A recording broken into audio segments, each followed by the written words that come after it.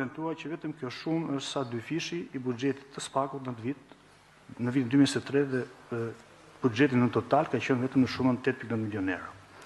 Disa nga çështjet e mësimit kanë patur ndeshmëri të lartë publike dhe kanë patur efekte direkte në luftën kundër korrupsionit dhe në rezultatet e punës së prokurisë së posaçme.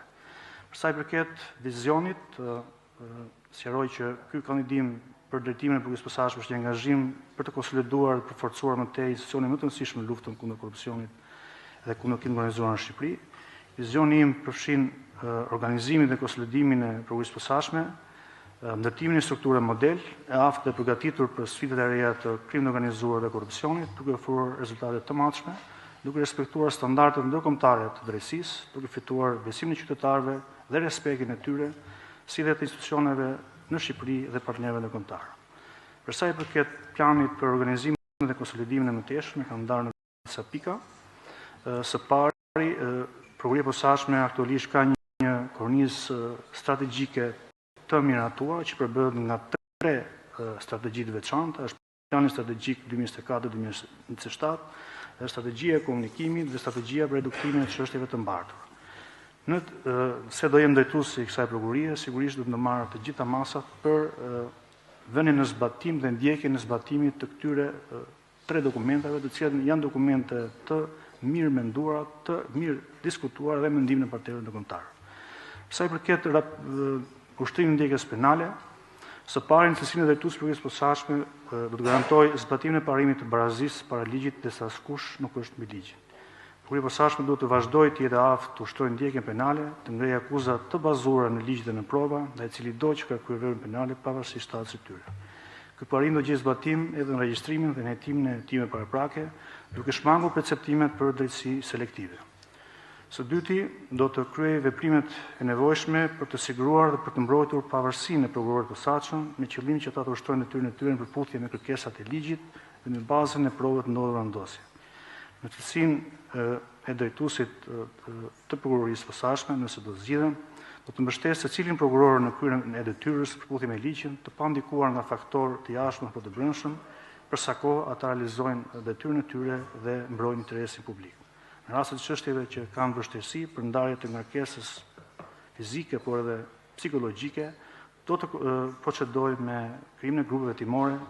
jo vetëm qëllim uljen e ngarkesës, por me qëllim që të kuptohet mesazhi që vendimet e prokurorëve nuk janë vendime personale të tyre apo prokurorit të çështjes, por janë qëndrime të institucionit të prokurisë së posaçme. Së treti, do të merren masat e nevojshme që çdo çështje penale, përveç penale të korrupsionit apo krimit organizuar, të shoqërohet me hetim financiar dhe pasuror me qëllim konfiskimin e produkteve të krimit për të dëmtuar aftësinë financiare të krimit dhe për të përdorur pasuritë për qëllime të lishme. Së katërti, do të ndërmerren masat e nevojshme për rritjen cilësore dhe rritjen e standardeve profesionale të hetimeve,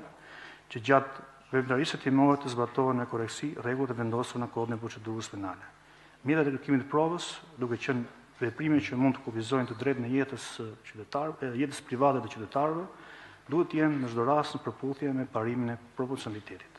Është e rëndësishme që organi procedues të kërkojë dhe të mbledhë prova, por është po aq e rëndësishme dhe mënyra e kërkimit dhe marrjes së tyre. Në këtë drejtim do të synoj që veprimet hetimore të kërkimit të provës, me veçanti kontrollet në banesë, vende private, sekustrimi i korrespondencës, përgjimet, të bëhen duke zbatuar në mënyrë tepër rigoroze kodin e procedurës penale, jurisprudencën e gjykatës së lartë, të asaj kushtetuese, standardet kushtetuese dhe standardet ndërkombëtare për të drejtat e njerëzit. Zbatimi me korrektësi i dispozitiveve procedurale që lidhen me mjetet e kërkimit të provës do të forcojë zbatimin e parimit të lishmërisë në veprimtarinë hetimore të prokurisë së posaçme, do të rrisë besimin publik të institucioneve shtetërore, si do të shmangë perceptimet për veprime hetimore jo proporcionale në raport me rrethanat e faktit. Së pesti, në lidhur me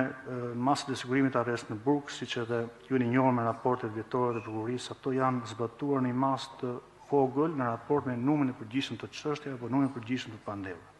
Megjithatë, duke qenë çështje që lidhet në mënyrë direkte me kufizimin e drejtësisë personit, do të ndërmarr masën e nevojshme që në kërkesat e prokurorit posaçëm të zbatohet në mënyrë tepër rigoroze, të zbatohen kushtet dhe kriteret e vendosur në ligj për caktimin e masave sigurimit, në veçanti të asaj që lidhet me arrestin në burg. Prokuria e posaçme në kërkesat për caktimin e masave të sigurimit do të ketë të njëjtën qasje që kanë dhe institucionet të vendeve të Bashkimit Evropian, si u tregohet kujdesi dhe diligjenca e dur në përputhje me standardet ndërkombëtare për të drejtat e njeriut si dhe vendimet e Gjykatës Evropiane për drejtat e njerëzit.